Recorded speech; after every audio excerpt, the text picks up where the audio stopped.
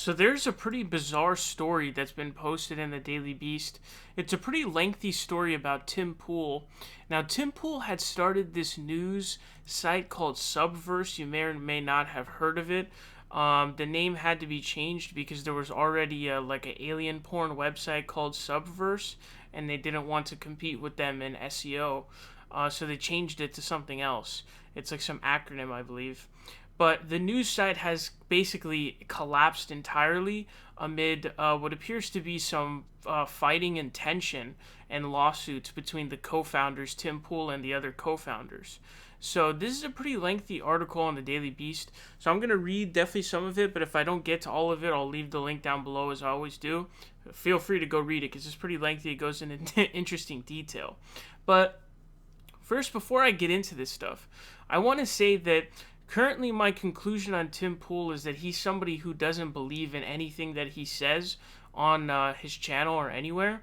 I think, to me, Tim Pool, first and foremost, is a businessman. I think him and David Pakman have this in common where, there are people you see who you're like, okay, those people really care about politics. And then you see people like Tim Pool or David Pakman, and you kind of realize it's more of a business thing. It's more of an enterprise, making money thing. The politics stuff is more secondary, whereas, you can make money. And honestly, I don't think Tim Pool really gives a shit about politics, even in the slightest. He makes so much money. He's making millions easily, probably upwards of like 5 million a year at this point, or somewhere around there in the millions. And so I just think it's more of a business for the guy. I don't think he really believes in any of his politics or anything that he's saying. But allegedly, again, this is all allegations. There's ongoing lawsuits in this as well. This headline says YouTube star Tim Pool's news site collapses amid allegations he took a cat hostage. Very, very, very, very bizarre story. I don't think anybody saw Tim Pool potentially taking cat hostage as a story. But here's what it says. It says, all is not well in the burgeoning media empire of YouTube political commentator Tim Pool amid an acrimonious falling out over who controls the future of a digital news site that Pool helped launch. The YouTube star is facing accusations from former partners that he used a cat named Betsy as a hostage in business negotiations, only handing the pet over after police were called. Quote, he was trying to use my cat as leverage, said Emily Molli, Betsy's owner and a former Pool business partner. Pool says he never had custody of the cat, whose return to Molli was eventually arranged through an animal shelter and a Maryland sheriff's lieutenant. And so what it goes on to, it explains, it had more than $1 million in a crowdfunded backing. It says this year was supposed to be the time that Pool's news company approached 50 staffers and opened satellite offices in Los Angeles and Chicago, according to a pitch deck shown to investors. Instead, Pool has wondered whether his site even exists anymore as a going concern.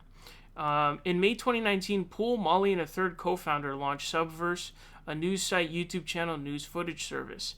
The site raised more than $1 million on crowdfunding platform WeFunder, with a buzzword-heavy pitch that promised to create a decentralized news network, boosted by Pool's massive social media following and background reporting on protest movements like Occupy Wall Street. Molli worked as Subverse's chief content officer, where she was billed as the queen of content.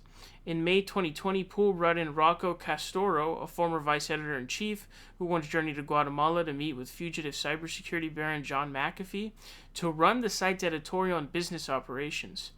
Subverse's name was changed to SCNR, pronounced scanner, for several reasons. So that was because they didn't want to compete with alien porn site, of course.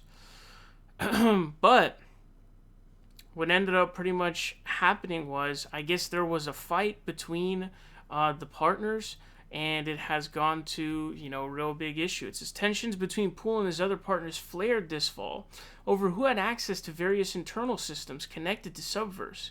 Castoro and Molli took the unusual step of investigating Pool themselves, with Castoro claiming he found evidence that Pool was involved in unsavory internet schemes. The Daily Beast was unable to independently confirm Castoro's allegations, and Pool declined to comment on all allegations made by Castoro and Molli that didn't relate to the cat, citing, quote, ongoing legal issues. So remember, all this stuff is allegations, but as we know, Tim Pool does appear to be willing to sell his soul for money by just lying and not having any real political beliefs, just saying whatever is going to make him money. So wouldn't be surprised if he was running, some like weird, shady internet schemes to make money, pretty much. It says, Castoro began posting cryptically about his investigations into Poole on Twitter, taunting Poole, who was ostensibly still his business partner. The fight climaxed on January 6th as Molli prepared to cover protests outside the U.S. Capitol, as Molli filmed a protest that would soon culminate in a riot. Castoro in Los Angeles, and increasingly alienated from Poole, tweeted a cryptic message he now claims would prove that he was aware of some scheme of Poole's. It's difficult to discern the meaning of Castoro's tweet, which consists of screenshots of IP logs and domain names. Still, the tweet set off Poole, who could apparently understand exactly what Castoro meant. Rocco's posting insane shit and private details, Poole wrote in a text message to Molli. And so then he was demanding a callback because he's saying, you're going crazy right now. You're trying to release all this information. I know what you did. He says, I don't know what's going on other than what the fuck did you do? Poole said, you need to call me back, right? This one's on you. Whatever ends up happening, I had nothing to do with it. Asked to explain the voicemail, Poole wrote in an email to the Daily Beast that it, quote, pertains to an internal corporate legal dispute. Much more information on this will be made public in the coming weeks, Poole told the Daily Beast. It says, in a labor complaint filed in California, Castoro alleges that Poole, quote, made irrational and angry threats and demands, demanding that Molli give him the footage Molli shot of the riot. Castoro told the Daily Beast that Molli shot footage during the riot of several Poole associates, including Jones. We can only assume he did not want something specifically that was happening at the Capitol to be filmed by Emily that day, Castoro writes in the labor complaint. Poole removed Castoro and Molli's access to SCNR's or Scanner's YouTube channel on January 6th. A day later, Poole officially fired Castoro and Molli, setting off a dispute over who controls what's left of Scanner and who has equity in the company. Poole continued to ask Molli to visit his remote Maryland mansion, according to Molli. I wasn't going to go to his house because he was going to try to take my footage, Molli said.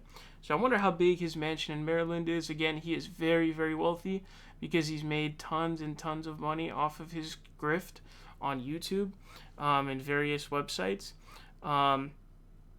It starts talking about how they were trying to get back custody of their cat from Tim Poole, and then I guess allegedly there's allegations that he was he was holding the cat hostage, essentially, as what you do when you hold something hostage as a bargaining chip or an attempt at blackmail and things of that nature. So the cat, I guess, did end up getting to the owner, but it says the fight over Scanner remains unsolved, with the prospect of future conflict between its executives looming. On Tuesday, Castoro claimed yet again he has no proof of Poole's perfidy. It's not clear who actually owns the site. So you got allegations against him by one of the founding members or co-founders of the actual website, of the Scanner website that Tim Poole has founded. You've got him potentially holding a cat hostage.